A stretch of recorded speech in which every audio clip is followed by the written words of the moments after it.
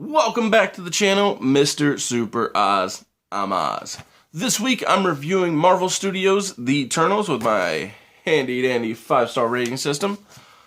I watched it on streaming because I'm not a big fan of going out in public and listening to kids talk and chew and phones go off and deal with just generalized unpleasantries for, especially in the case of something that I don't have faith that I'm going to enjoy. And the trailers didn't give me anything to feel excited about. As a matter of fact, I was more confused than excited upon viewing. Now, after viewing, it's clear that here's a quick little thing. I've never read an Eternals comic. I know that they were created by Jack Kirby, the same person who created DC's Fourth World and all their new gods. And I always assumed that they had corollaries because it kind of made sense that you make one set of new gods in one world and then you come back to Marvel and you do the same thing. However, unless somebody, and by somebody I mean the filmmakers, made significant changes, I find far more comparisons to Justice League members than I do New Gods. Icarus, easy Superman. They even tell you in the film multiple times over. Clark, they call him Superman, talk about the cape, all of stuff. So clearly they want you to find that comparison easy to do. I did it. Was it a good comparison? Not really. I feel like, if anything, the film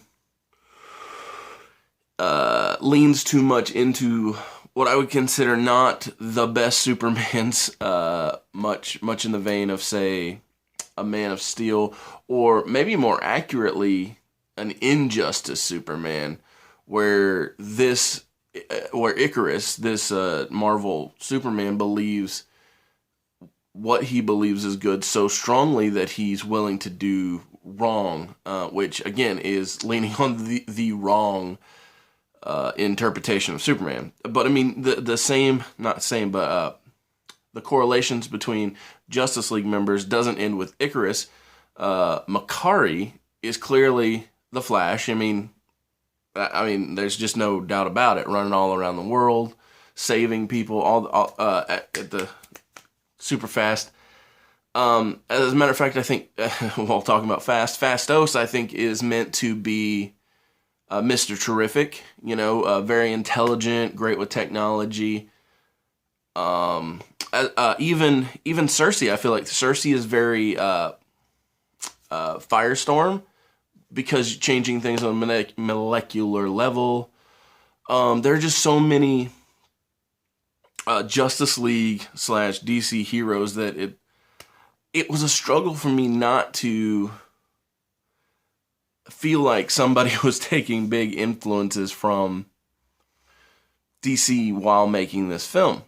But not in the good ways. If Icarus was as they jokingly say, the big blue Boy Scout, but not in a joking way, but in the fact that he has the right moral compass, I wouldn't have disliked him.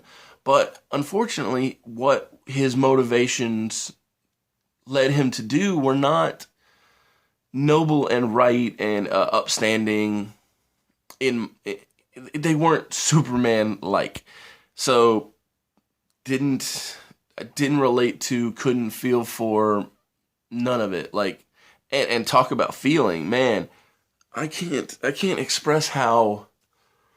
So I know that the God representation in the film, the celestial that created them, said, "Oh, I want you to not be able to evolve," but man, they just don't have personalities, and it's so hard to spend so much time with people and subsequently believe that they love each other or other people love them when they're so rigid and stiff and hard to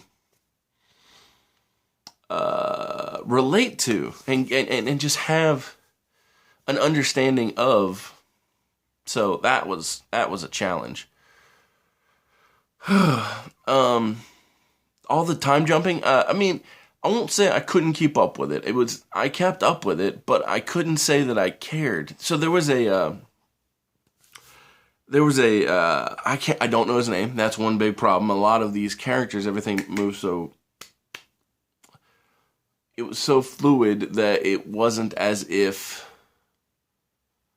things mattered. So we meet a Bollywood star, Kingo, and he has a person. I believe they even call him a valet, but an assistant.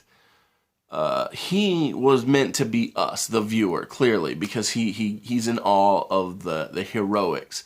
But more importantly than what he's meant to do is something he actually does, which is during a fight scene, he says, "Oh, we need this action for the film." And as soon as he said that, it took me out. It was me thinking, yeah, you're telling me, oh, I had to put this fight scene in so that people will care. And I'm like, I'm sure that was your intent. Put this in so people will flock in for the popcorn and the candies, but it didn't help me personally care about the people. As a matter of fact, it took me out of it, made me think, I know you're talking to me or making a joke toward real people and the folks in the audience, but it took me out of it. Like I said, I enjoyed him because I know that he's meant to be represent us, much like how Ernie Hudson's character in Ghostbusters was meant to not be a genius and meant to understand or be on the viewer's level. I get it. You have that type of thing often in an over-the-top film. So I'm not knocking the valet character, the Kingo assistant, but I just think that it's too on the nose, if you will, because yes, we need this action for the movie. He even says for the movie because he's shooting a documentary, but it's just too much. It's too there, and it's not just Justice League, and it's not just acknowledging that you need the action for the movie. There are multiple times when it seems as though they're trying to work extra hard to make sure that the viewer knows, hey, these are the founding people to everything that the world believes. Not everything, but lots of things the world believes. Like, oh, Sprite told the story of Icarus, and that's why people know it. And it was even her storytelling is what led to Kingo making movies. And it's just like, you guys are so self-important that with your words and not as much with your actions. Another Justice League correlation, though, is the villain, if you will. I'm not entirely certain they're not all villains to some degree, depending on perspective. But there's a particular deviant that they're fighting. Deviants being their arch rivals. Well, there's a particular one that keeps evolving and getting better at life, or however you want to look at how it gets better or what it gets better, but it gets better. And it reminded me so much of Amazo, the synthetic life form that could adopt all of the Justice League's powers and use them against them. Again, just so many parallels between this film and DC Comics, and again, not in the good way, because DC has so much heart, so many ways to be grounded and to be human. So it tried to be all of the over the top parts of DC while missing the heart and the relatability that most of their characters possess. Because even their Wonder Woman corollary, her, not Athena but Thena, she was hard to for me personally. She was hard for me to feel for. I mean, I got a big time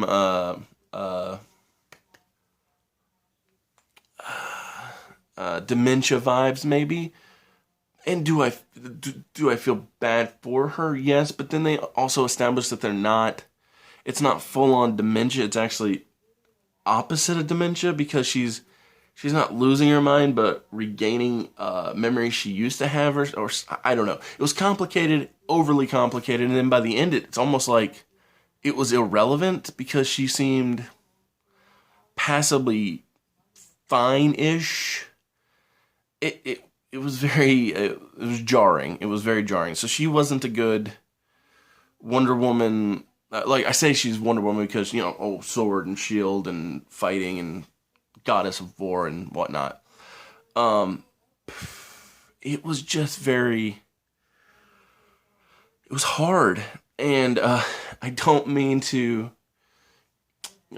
compare Everlasting Survivors and Eternals too much because there are definitely not a lot of things that go side by side. But I will say Everlasting Survivors, and this isn't me trying to brag on my own book, but there are limited quantities available now at Etsy.com. But I'm not.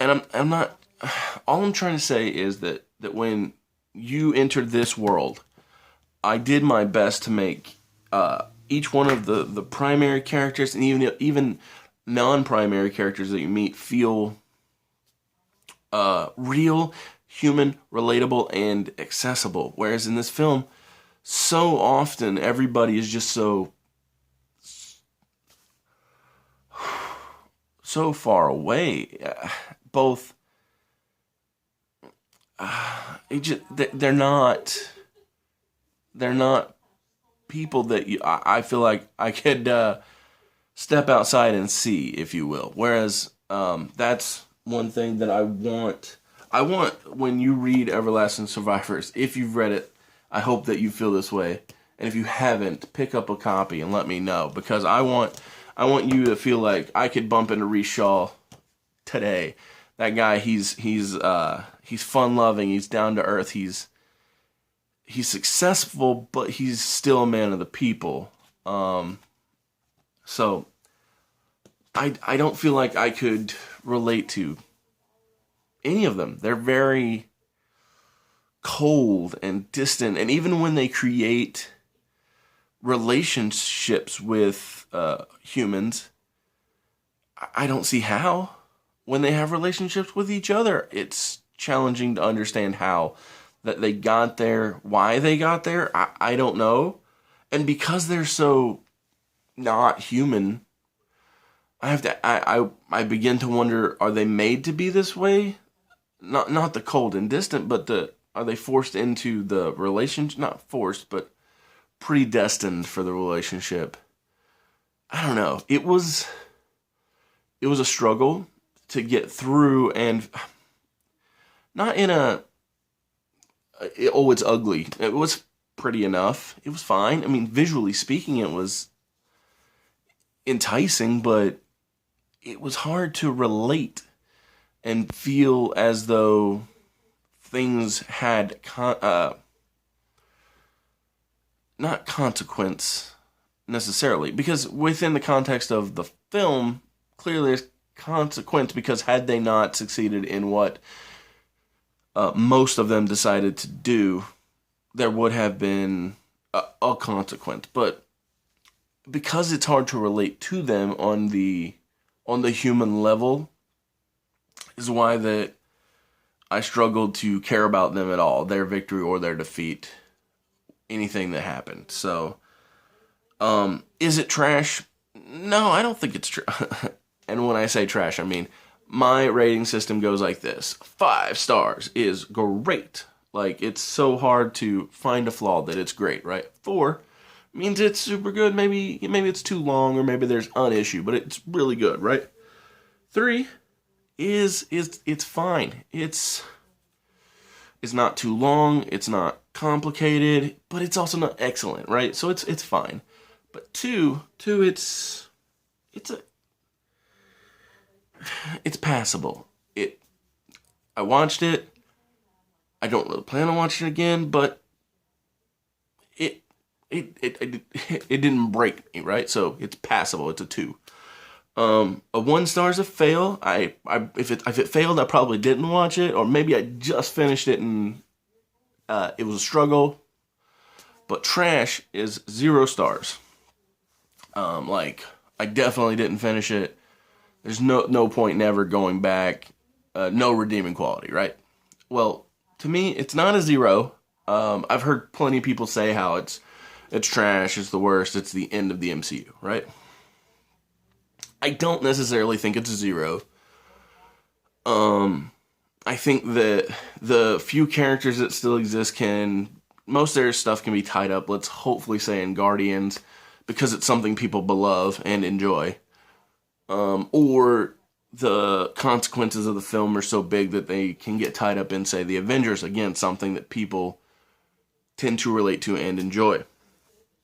Maybe even Thor, because it's cosmic consequences. Because I don't see this film getting a sequel. I mean, I could be wrong. Maybe it will. But again, I don't think it's a 0. I don't think it's absolute trash. Was it a complete fail? No, I'm not going to say it's a 1 star movie. I'm not going to say it's a failure because, again, it's pretty.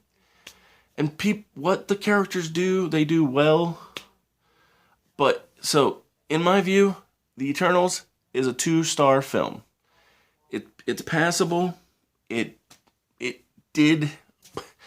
If there was a sticker on it that said, it happened. And that's the way I feel about The Eternals. It happened.